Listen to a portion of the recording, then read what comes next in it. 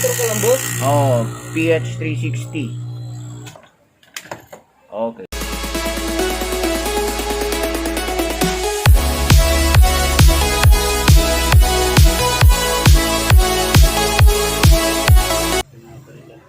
PH360 compressor, rotary compressor.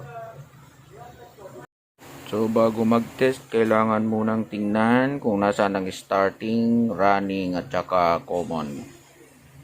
So ayan, pupwesto mo lang siya, ganyan.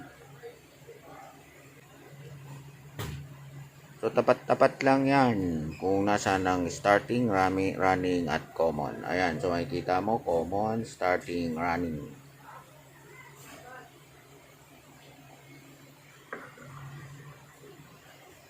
So ito siya, common, starting, running. Tapos ito yung kanyang capacitor. Para sa model na to, PH360 Toshiba brand for 2.5 HP wall mounted split type aircon. So ang common niya,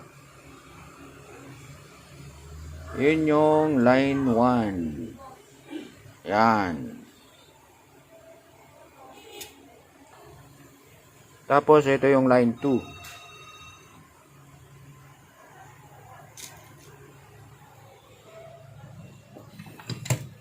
Yan, so line 1 common, line 2 sa capacitor. Ito yung running connected sa line 2. Tapos starting,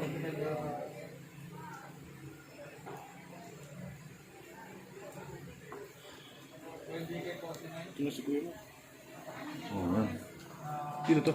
o sa starting, yan. Yan sa isa, yan, yan, sige. Starting. Okay. So, ready na. Sasagsak ko na.